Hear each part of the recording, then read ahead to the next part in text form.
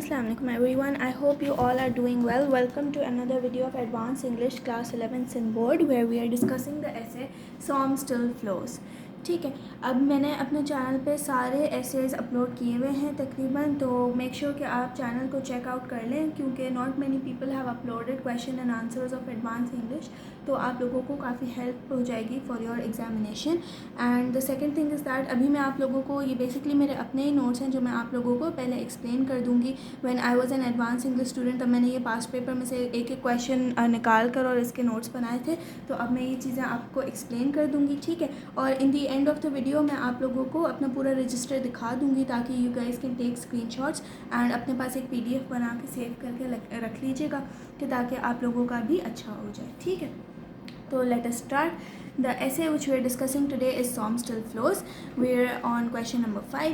Explain the title of the message oriented in the essay Psalm Still Flows. सबसे पहली चीज़ आपको क्या पूछ रहा है आपसे, आपको टाइटल बताना है इसका कि इसका जो टाइटल है Psalm Still Flows का वो क्या चीज़ बता रहा है, क्या मैसेज इंटरप्रेट कर रहा है. ठीक है, तो वो चीज़ हम यहाँ पे डिस्कस करेंगे. The essay Psalm Still Flows is written by Edmund Blunden. ठीक है, ये इसका जो है ऑथर है. आपने ज़रूरी ऑथर लिखना है कि किस ऑथर ने ऐसे लिखा है, ये चीज़ें आपने याद करनी है. Who describes the significance of the title of this ऐसे, ये जो ऑथर है वो डिस्क्राइब करता है इस टाइटल की significance. The title seems to symbolize that although if a country is victorious and still the loss of life and happiness of the war can never be compensated and they destroy millions of life. अब ये क्या कहता है कि अगर एक country war जीत कर भी आ गई है लेकिन फिर भी वो जो डैमेज होगा वो डैमेज नहीं वापस रिकवर कर सकता कोई भी. क्यों? क्योंकि they destroy millions and millions of life. ठीक है, even decades after the war it's no longer a happy life and the inhabitants of the country are heart broken as they have lost their precious blood. अब जो inhabitants हैं उस country के वो क्या हैं, वो बिल्कुल हार्ट ब्रोकन हो जाते हैं. क्यों? क्योंकि कोई भी इंसान हैप्पी लाइफ नहीं जी पाता आफ्टर द वॉर के बाद उन लोगों के ख़ानदान टूट जाते हैं, उनके घर बार रिश्तेदार हर चीज़ ख़त्म हो जाती है. राइट, तो बेशक उन्होंने अगर विक्ट्री जीत भी ली है तब भी वो कंट्री उस तरीके से खुश नहीं रह पाती. ठीक है, क्यों? और उन्होंने अपना एक प्रेशियस ब्लड खोया होता है. प्रेशियस ब्लड किन लोगों का होता है? It's basically of the soldiers.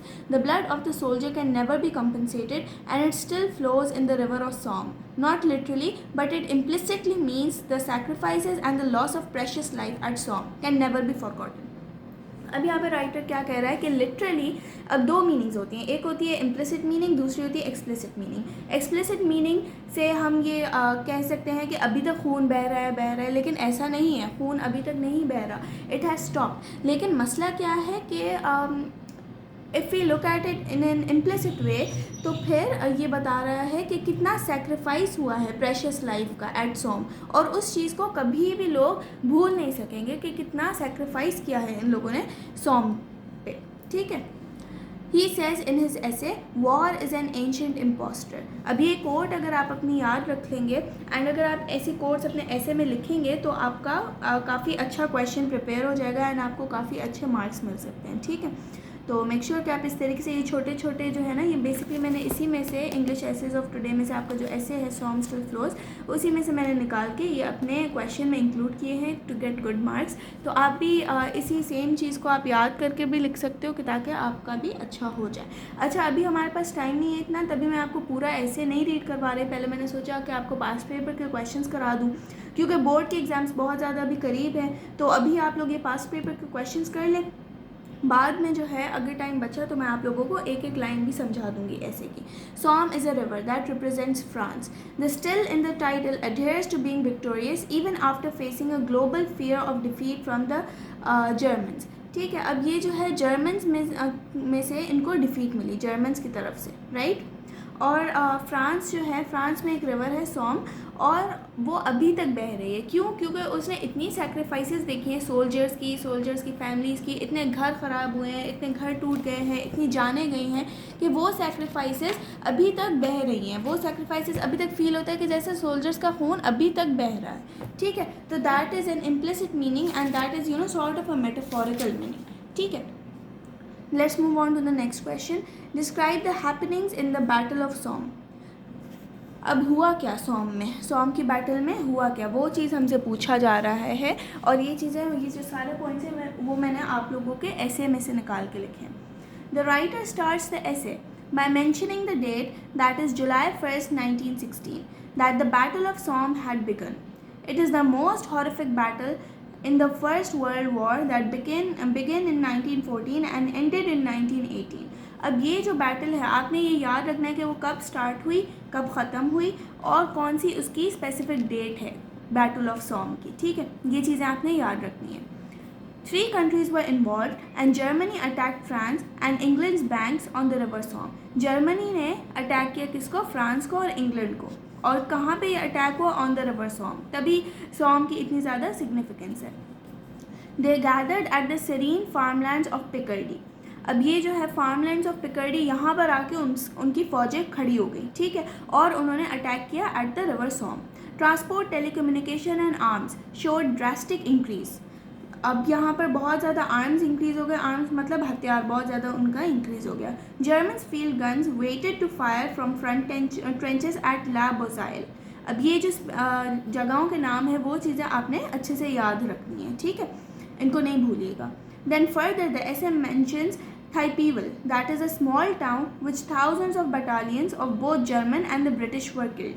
ठीक है, अब यहाँ पर ये थाइपीवल क्या है, एक टाउन है जहाँ पे जर्मन्स और ब्रिटिश दोनों की बहुत ज़्यादा डेथ हो गई थी।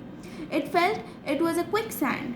ठीक है, ऑथर ये फील करता है कि it was a quick sand, क्यों, क्योंकि जो भी वहाँ पर जाता था वो एक मौत के दलदल में गिर जाता था। ठीक है, On the last day of June, the writer and his army were sent to minor operation with the object of keeping back German troops. अब यहाँ पर ये जो बेसिकली राइटर है, राइटर भी एक सोल्जर था जो कि गया कहाँ पर, इनटू एन ऑपरेशन, और जर्मन ट्रूप्स को उनको पीछे रखने का उनका टास्क था। They headed towards the south the next day and went to the midfield of Thypevil a few days later. अब ये साउथ की तरफ चले गए और फिर कहाँ पर रहे, थाइपीवल पे। अब ये चीज़ें आपने याद रखनी है कि पहले क्या हुआ, फिर क्या हुआ, डेट्स याद रखनी है। क्यों, क्योंकि ये चीज़ आपके लॉन्ग क्वेश्चन में भी आ सकती है। ठीक है, he took part in large attack that occurred on November 13। अब जो अटैक हुआ November 13 को, उसमें भी इसने पार्ट लिया। अच्छा, इसकी डेट्स वगैरह ये चीज़ें इंपॉर्टेंट है, इसको आप ऐसे ही याद कर कर भी लिख कर आओगे तभी भी आपको अच्छे मार्क्स मिल जाएंगे। It was a strong German hold that is known as the Schwaben Redoubt. The British soldiers made their miraculous way into the village through German forts and fired through the remote summer morning on July 1st. The battle ended on ये क्या है, November 18, 1916. Battle कब start हुई, कब and हुई, कहाँ पर German force पे किस डे पर आए, जुलाई 1st को आए, ये सारी चीज़ें आप लोगों ने याद रखनी है। ठीक है, now let's move on to the next question. What is the author's idea about the war as depicted in the essay? Author क्या सोचता है वॉर के बारे में और क्या दिखाया गया है आपको ऐसे में। ठीक है, the idea of war has been presented in the essay Somme Still Flows by Edmund Blundell. The author comments about war and the victims of war. ठीक है, अब ऑथर क्या कहता है, वॉर के बारे में जनरली बताता है, और जो विक्टिम्स ऑफ वॉर हैं, बेसिकली जिनको इफ़ेक्ट आया है ड्यू टू द वॉर, उन लोगों के बारे में भी ऑथर बहुत डिस्कस कर रहा है। ठीक है, he realizes that war is not a solution to a problem, it's more like a problem to a solution. ठीक है, वॉर सोल्यूशन नहीं है, किसी कोई भी अगर प्रॉब्लम होता है तो उसका सोल्यूशन कभी भी लड़ाई और झगड़ा नहीं होता। ठीक है, either it is between families और between countries on a national level. अगर हम लोग देखें, हमेशा उसको जो है हमें अच्छे से और पीसफुली सुलझाना चाहिए। And war is more likely a problem to a solution. हम प्रॉब्लम्स के उसको सॉल्व करने के बजाय और ज़्यादा मज़ीद और प्रॉब्लम्स क्रिएट करते जाते हैं। The sacrifices given to people are very great and beyond money or victory, because even the country which is victorious suffers the loss of precious men. अब ये जो sacrifices हैं वो बहुत ज़्यादा होती हैं, and the sacrifices are beyond money, right? पैसे से ज़्यादा आपकी जान तो नहीं है ना, या पैसे से ज़्यादा आपके नौजवान नस्ल का खून तो नहीं है ना, जो सोल्जर्स बनकर और जा रहे हैं एंड वो मर रहे हैं एंड उनकी फैमिली सफ़र कर रही हैं, तो दैट इज़ नॉट राइट। जो अगर कंट्री कोई विक्ट्री भी हासिल करती है तब भी उसके अंदर बहुत ज़्यादा लॉस होता है of precious man. He says war is an ancient impostor, but none of his masks, smiles and gallant trumpets can no longer delude us. अब ये चीज़ मैंने कहाँ से निकाली है, आप लोगों के ऐसे में से ही ये पॉइंट निकाला है मैंने। एंड ये चीज़ मैंने लिख ली है कि ताकि जितना आप ऐसे में से चीज़ें निकाल कर लिखते हो ना अपने आंसर में, जितना आप कोटेशन बना कर लिखते हो and you write it with a black pen, उतने अच्छे आप लोगों को मार्क्स मिलेंगे। He says that war is disguised and is a trickster. War क्या है? ट्रिकस्टर है। एक बंदा हमें ट्रिक करता है, हमें लालच देता है कि नहीं मैं तुम लोगों को ये चीज़ दूंगा, लेकिन आपको उससे ज़्यादा नुकसान होगा एज़ कम्पेयर टू फ़ायदा, तो that is war. War changes his appearance, but its trumpets can no longer fool us. War के जो trumpets हैं, जो victory के trumpets हैं, अब वो हमें fool नहीं करेंगे, ठीक है?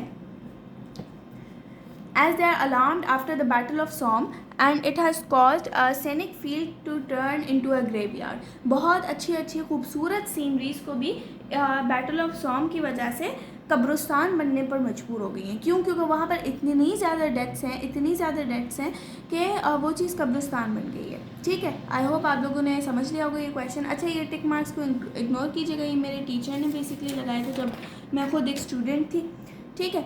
Now let's move on to the next question. How did Edmund Blundell describe his appearance in the battle of Somme? अब इसको अपनी अपीयरेंस कैसे डिस्क्राइब की इसने battle of Somme? Edmund Blundell describes the way the soldiers faced hardships and even gave their life for the victory of nation. Soldiers इतने अच्छे थे, इतने loyal थे कि they even gave their lives for the victory of the nation. He describes the way trenches were dug and क्या है? Bombs were attached to them with a thick barbed wires that form a maze. अब ये क्या खंदक खोद देते हैं, right? जब battle होती है तो फिर क्या होता है, खंदकें खोद दी जाती हैं, अंडरग्राउंड टनल्स बना दिए जाते हैं और उनमें क्या लगा देते हैं? बॉम्ब्स लगा देते हैं या फिर वायर्स लगा देते हैं, दैट फॉर्म अ मेज़, अंडरग्राउंड मेज़ बना देते हैं। स्पेशली जो अगर आप लोगों ने पढ़ा होगा बैटल्स या वॉर्स के बारे में अपनी हिस्ट्री की बुक में, तो उसमें आपको ये चीज़ें ज़्यादा पता चल जाएंगी। He describes how the trenches were floored with bodies and how war has turned scenic landscape and adorable nature into horror and fear. अब ये जो ट्रेंचेस थी उनके अंदर सोल्जर्स की बॉडीज़ थी, इतने ज़्यादा सोल्जर्स की डेथ्स हो गई कि जो भी इन्होंने टनल्स बनाए थे, जो भी इनके पास ट्रेंचेस थी, वो सब एक ग्रेवयार्ड बन गई थी। क्यों? क्योंकि उसके अंदर इतनी ज़्यादा बॉडीज़ थी लोगों की, इंसानों की, कि उनको they were filled with horror and fear. They found themselves in a great trap of concrete and steel rails and iron entanglements. अब यहाँ पर कॉन्क्रीट भी था, स्टील की रेल्स भी थी और आयरन की इंटेंगलमेंट्स भी थी। ये भी लाइन मैंने आप लोगों के ऐसे में से ही निकाली है, ठीक है?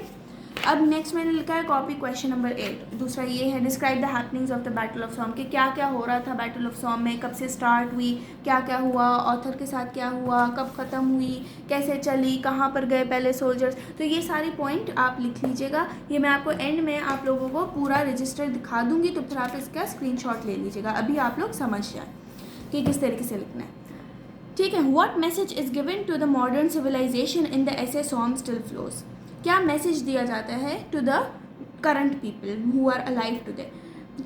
The writer Edmund Blundell describes the horror and the negative consequences of war. अब राइटर डिस्क्राइब करता है कि वॉर के कितने ज़्यादा नेगेटिव कॉन्सिक्वेंसेज हैं। It has more negativity as compare to positivity, ठीक है? The message given is that a war can never solve problems but it creates a lot more. War कभी भी प्रॉब्लम्स को सॉल्व नहीं करती, लेकिन बहुत सारे और प्रॉब्लम्स, मजीद प्रॉब्लम्स क्रिएट कर लेती है। He addresses the modern leaders to refrain from war and instead solve the problems with peace, as victory or defeat does not matter but human life is precious. ये क्या कहता है कि victory और defeat इतना ज़्यादा मैटर नहीं करती, लेकिन जो ह्यूमन लाइफ है वो बहुत ज़्यादा प्रेशियस है, ठीक है? ऐसे ही हम किसी इंसान का खून नहीं बहा सकते just for the sake of victory या just for the sake of war. तो he is completely against wars. He says कि हम पीसफुली भी उन मैटर्स को सॉल्व कर सकते हैं, तो वॉर में जाने की कोई ज़रूरत नहीं है। And what did he say in his essay? He said, war is an ancient impostor.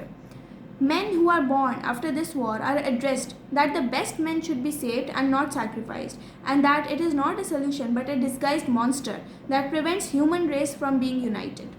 ठीक है? अब ये प्रिवेंट करते हैं human race from being united, और ज़रूरी नहीं है कि आप लोग झगड़ा करो। हर नस्ल के लोग, हर कंट्री के लोग आपस में मिलजुल कर रहने चाहिए, ना कि इस तरीके से लड़ाइयाँ करें और इस तरीके से वॉर स्टार्ट करते हैं और अपने जो प्रेशियस खून है अपने नौजवानों का और अपने मर्दों का, वो हम ऐसे ही ज़ाया करते हैं just for the sake of winning और losing over some random arguments, ठीक है? अब ये एक और कोट मैंने डाली, the best is indeed his special prey. जो बेस्ट होते हैं मर्द, ठीक है, सोल्जर्स की आपने कभी देखा है भर्ती किस तरीके से होती है, जो सबसे ज़्यादा फिट होते हैं, सबसे ज़्यादा इंटेलिजेंट होते हैं, जिनके सेंसेस अच्छे होते हैं, बहुत अगर कभी आपने आर्मी का सिलेक्शन क्राइटेरिया देखा हो तो that is very specific. And जो लोग आर्मी में जाते हैं दे आर वेरी इंटेलिजेंट माशाल्लाह से people, and they have a very nice physique, and they are just picture perfect in every sense. तो जब हम उन्हीं सोल्जर्स को वॉर में भेजेंगे और जब वो मर जाएंगे तो ये तो ज़ाया हो गया ना, हमारा खून ज़ाया हो जाएगा, ठीक है, हमारे कंट्री का प्रेशियस खून है, वो चीज़ हमें ज़ाया नहीं करनी। And he says that the best is indeed his special prey. War का जो प्रे होता है, सबसे ज़्यादा जो नुकसान पहुँचाया जाता है जिन लोगों को, दोज आर सोल्जर्स। और सोल्जर्स क्या होते हैं, they are the best of the people of that country, और वो इसका प्रे होते हैं। प्रे मतलब इसका शिकार, वो वॉर का शिकार बन जाते हैं, ठीक है। तो that was the whole summary of this essay Somme still flows. I hope आप लोगों को अच्छे से समझ आ गई होगी। कोई भी चीज़ नहीं समझ में आए तो definitely you guys can ask in the comment section, ठीक है। Now be ready to take some screenshots कि ताकि आप लोग अपने पास इसको सेव भी कर लीजिएगा, ठीक है, PDF बना के। एंड कोशिश करके ना ये चीज़ कीजिएगा कि ये जो है ना ज़्यादा से ज़्यादा कोटेशंस डालिएगा, ठीक है। जैसे ये कोटेशन हो गई, सही है, तो फिर जितनी ज़्यादा कोटेशंस होती है ना उतना अच्छा आपको मार्क्स मिलते हैं। एंड हेडिंग्स वगैरह भी डाल दीजिएगा। इधर मैंने हेडिंग्स नहीं डाली, लेकिन इंटर वाले बच्चों को काफ़ी हेडिंग्स डालना आती हैं। Basically I was an O level student who shifted to inter, तभी मुझे नहीं आता था इतना उस टाइम, लेकिन I made these notes, amazing notes. तो I thought why not share it with you guys as well, कि ताकि बाकी सब मेरे जूनियर्स की भी हेल्प हो जाए, ठीक है। तो that's all. I hope you guys have taken the screenshots. In the next video we're gonna start a new essay that is walking, और उसके बाद हमारे पास 2-3 essays बचे हैं। wood by the sea बचा है और hyacinth fields बचा है, वो चीज़ें भी हम लोग कर लेंगे इंशाल्लाह ताला, ठीक है।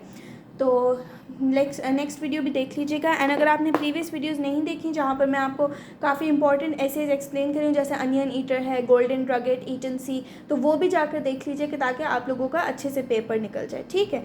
टिल देन टेक केयर, अल्लाह हाफिज़।